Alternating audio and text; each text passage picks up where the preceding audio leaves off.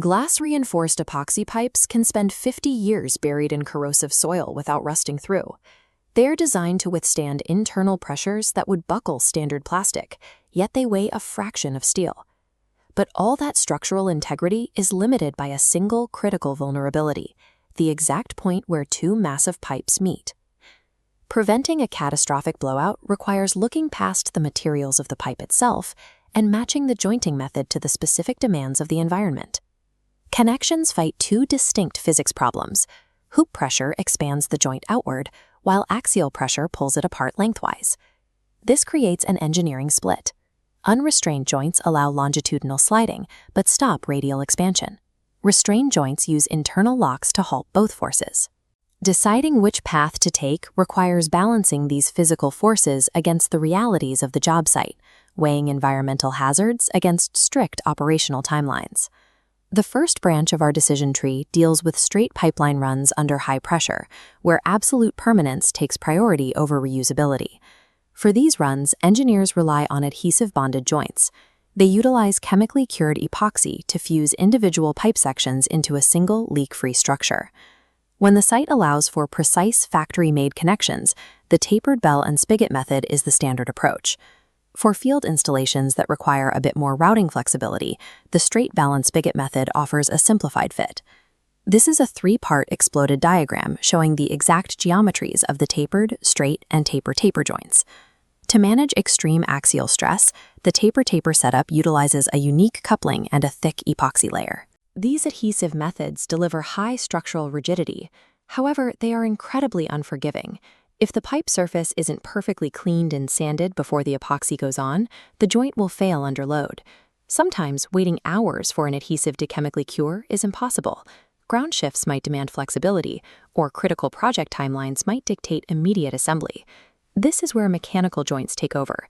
The double O-ring bell and spigot method skips chemicals entirely, relying on physical force to compress a thick double rubber ring into a tight seal.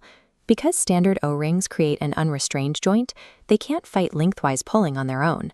They require external concrete thrust blocks to manage high axial pushes. To eliminate the need for those blocks, engineers use an upgraded O-ring with a locking key. This embeds a physical lock strip directly into the mechanism to secure high axial forces internally. Mechanical joints give crews the ability to assemble complex pipelines at high speed without compromising the system's ability to contain internal pressure. A continuous GRE pipeline eventually has to interface with localized metal hardware, like active pumps and flow valves. To make that jump, engineers install flanged joints. By combining backing rings and standard flat gaskets, crews follow exact bolt torque sequences to align with strict global ISO and ANSI standards. The flange offers a calculated engineering contradiction. It creates a connection capable of handling intense industrial pressures, yet it can be completely unbolted and disassembled for routine maintenance. Our final branch covers custom field conditions, massive pipe diameters, or immediate repairs where factory and mechanical joints simply won't fit. This calls for the butt and wrap laminate method. The process starts with aggressive surface sanding and precise centering so the structural load distributes evenly. Next comes the chemical phase.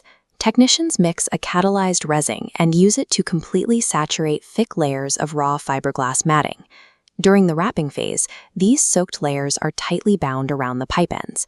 The crew has to manually force out any microscopic air bubbles stuck inside, as even the smallest pocket will create a dangerous weak spot.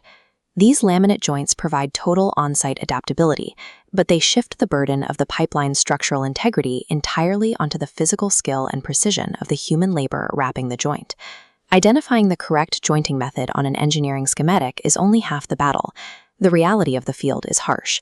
A misaligned gasket, an ignored bolt torquing sequence, or a poorly cured batch of resin will compromise the heaviest pipe.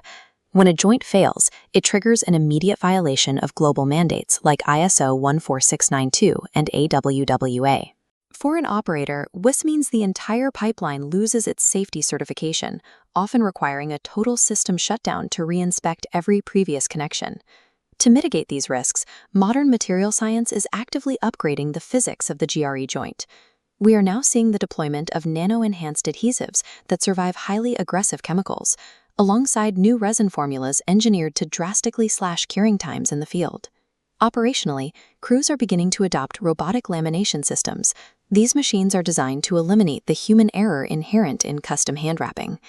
The most advanced upgrade lies in real-time diagnostics. Smart, sensor-embedded joints can continuously transmit stress and temperature data to a control room, predicting a blowout long before a crack even forms. The longevity of a pipeline depends on the calculated science of the joint, forcing two separate pieces to act as a single, indestructible unit.